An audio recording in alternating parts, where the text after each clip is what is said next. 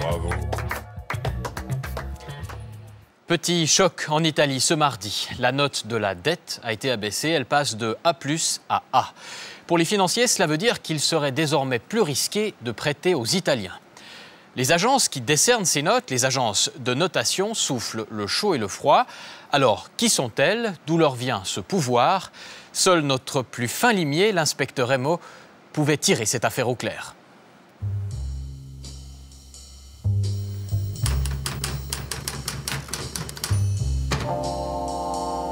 La tempête qui nous touche est celle de la zone euro, avec aujourd'hui même ce rebondissement spectaculaire. L'Italie est déclassée. Valérie Dupont, Gaspard Koenig. Nouveau coup dur pour la zone euro. L'Italie dégradée par Standard & Poor's. Qui sera le suivant? L'Espagne, le Portugal? La Grèce est toujours au plus mal. L'économie mondiale est à l'agonie. La crise fait rage. Cette fois, je vais les coincer et je vais trouver des coupables. J'ai bien quelques indices au premier rang des suspects des agences que l'on appelle les trois sœurs. Standard & Poor's, Moody's, Fitch Ratings.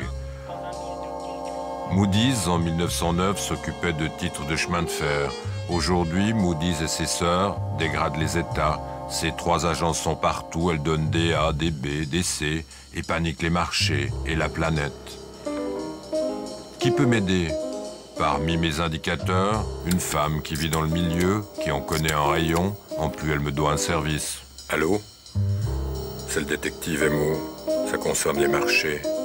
J'aimerais venir vous voir pour parler. Merci.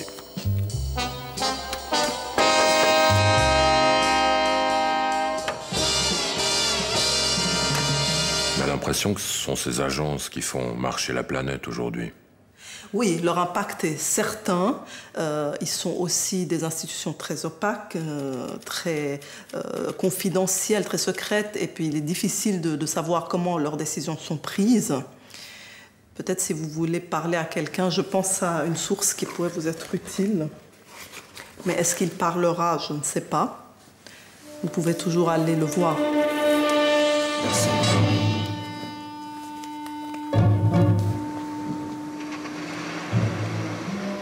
Ce contact m'amène à Paris, dans le sein des saints de la finance. Les agences m'ont fermé leurs portes, personne n'a voulu parler. Reste cet ancien directeur de Standard & Poor's pour l'Europe, une pointure. Vous êtes monsieur François Wewerka, vous avez travaillé longtemps dans les agences? Oui, 16 ans. Faut qu'on parle.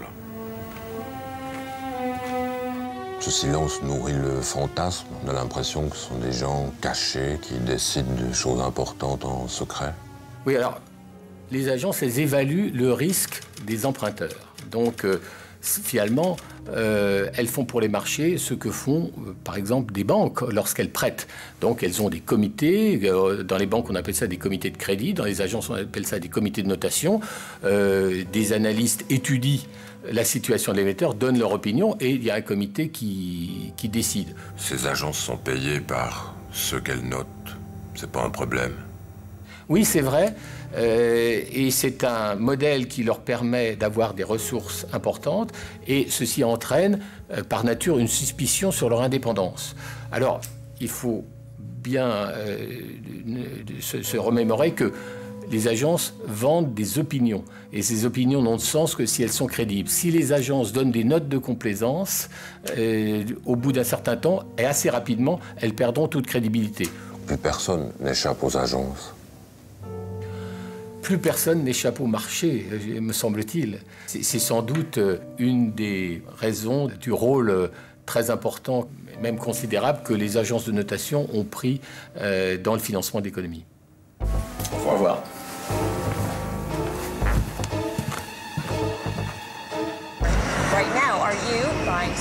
Une décision, si elle était attendue, alimente encore la nervosité. Alors que les marchés restent très instables, La nervosité des marchés. Elle doit affronter la crise de la dette qui angoisse les marchés.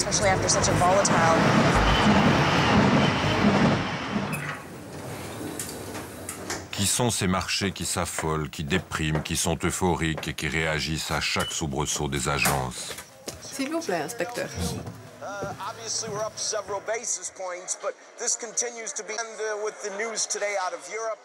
Aujourd'hui, les agences de notation ont une influence très importante sur le marché, non? Les agences de notation, ils ont une importance certaine. C'est pas seul. Donc on a beaucoup d'autres influences sur le marché, mais quand on a des annonces comme c'était fait il y a 2-3 semaines sur les États-Unis, ça a des influences très fortes, effectivement. Et aujourd'hui, c'est les États qui font les turbulences dans le marché. Nous, on a l'habitude, effectivement, de vivre ça 365 jours quelque part. Mais le monde entier, il regarde moins le marché tous les jours. Donc, dans ces marchés, c'est plus agité. Il y a beaucoup de personnes qui prennent peur. Il faut voir, il y avait quelques jours de panique quand on voyait qu'il y avait des 10% de mouvements dans une journée. C'est quand même exceptionnel. Les marchés dictent les politiques. L'Europe a peur. C'est à Bruxelles que ça se passe. Il paraîtrait même qu'il se cache un contre-pouvoir à celui des quelques 700 lobbyistes de la finance. Finance Watch est une ONG indépendante, sorte de pourfendeur du système. Bonjour. Bonjour, on peut se parler? Là, j'ai pas le temps. Je vous propose qu'on se voit ce soir à la gare de Bruxelles midi. Merci. Au revoir. Finance Watch réunit entre autres des associations, des professeurs d'université, des anciens de la finance.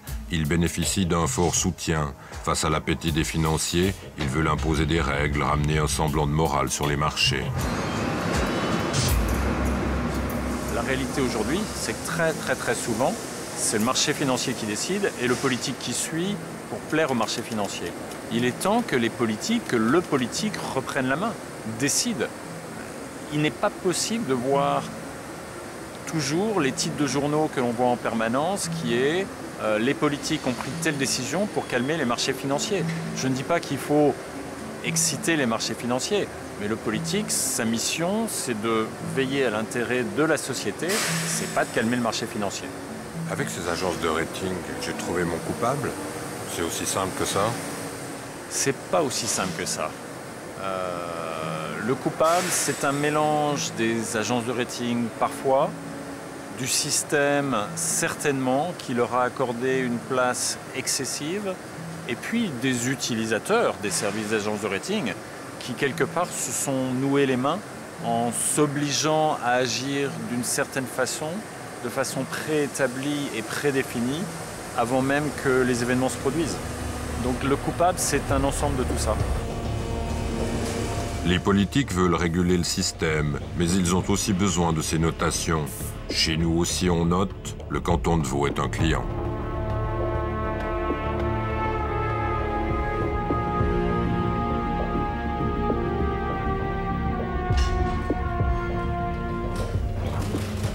Pourquoi le canton de Vaud a eu besoin d'être noté? Il y a moins de 10 ans, le canton de Vaud a eu une crise importante avec la BCV. Il a fallu lever 2 milliards de fonds publics pour pouvoir financer la banque. Et il fallait une comparaison intercantonale, internationale, pour pouvoir justement avoir le meilleur taux et montrer qu'on allait faire face à nos responsabilités. Quelle est la note du canton de Vaud? On a passé de A stable, même niveau que la Grèce en 2003. Et aujourd'hui, on est AA positif, ce qui veut dire que la prochaine étape, c'est le AAA.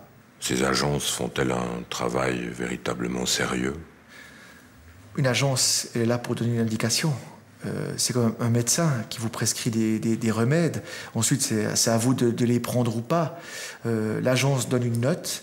Si la note ne vous plaît pas, puis vous cassez le thermomètre, ça ne va pas. C'est pas crédible. Je crois qu'il faut accepter la note, puis après l'améliorer.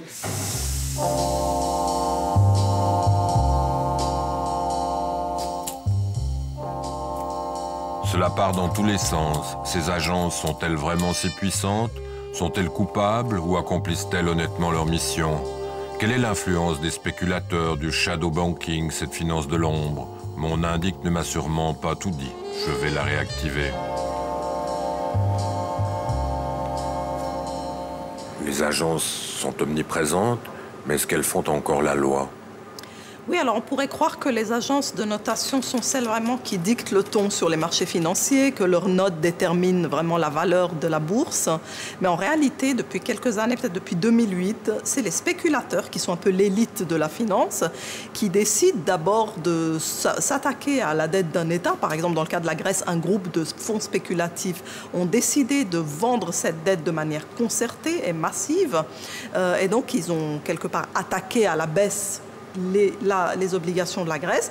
Et puis, au fil du temps, les agences de notation qui avaient dit, qui avaient averti que la qualité de cette dette était un petit peu à risque, elles ont suivi quelque part les spéculateurs en rétrogradant successivement cette dette jusqu'au statut d'obligation de pacotille. C'est grave ce que vous dites. Oui, je trouve qu'il est très dangereux pour les petits pays de la périphérie de l'Europe d'être vulnérables aux spéculateurs sans qu'il y ait aucune réglementation qui puisse limiter ça, d'autant que c'est des taux totalement arbitraires et subjectifs qui peuvent mettre en faillite un État. Donc un petit groupe de spéculateurs peut mettre en faillite un petit État européen. J'ai l'impression de me retrouver dans un vieux roman d'espionnage avec des conspirateurs qui agissent dans l'ombre, cachés. Vous savez, la guerre financière est aujourd'hui la guerre mondiale, la troisième guerre mondiale est pour moi financière, tout à fait. Les outils spéculatifs peuvent créer et défaire des nations aujourd'hui. Ce sont les outils les plus puissants, de loin, plus puissants que les outils militaires. Et les comprendre et les connaître est absolument indispensable aujourd'hui. Plus personne n'échappe au marché. De la dette qui angoisse. Il faut pas que la dette, puis après l'améliorer. Il est temps que les politiques reprennent la main. Inspecteur, ça va?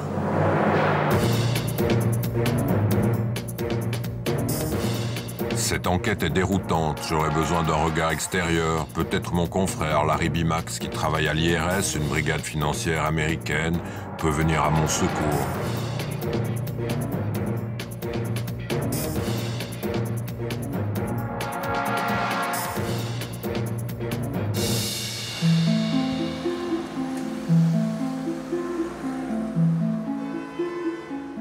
Trois agences de notation qu'on appelle les Trois Sœurs. Même un scénariste inventif n'y aurait pas pensé. Oui, c'est vrai que... C'est vrai qu'il y a une part de folie là-dedans, mais je crois que cette folie, on la retrouve un peu à tous les niveaux dans les mondes financiers. Ce sont des mondes qui tournent entre eux et il y a des gens qui sont payés par d'autres qui ont besoin de ces informations. Il y a des collusions, il y a des conflits d'intérêts tout le temps. Le pire n'est jamais loin avec l'argent.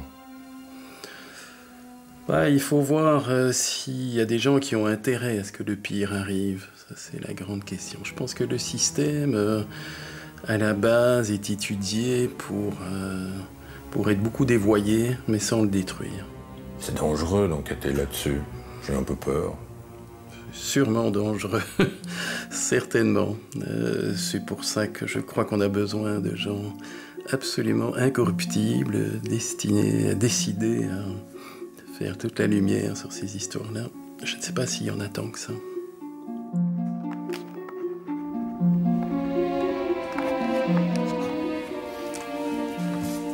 Bonne chance et coincez-les. Merci.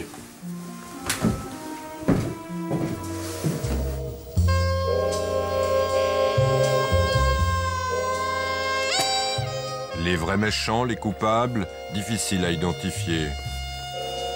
Cette enquête ne fait de loin pas toute la lumière.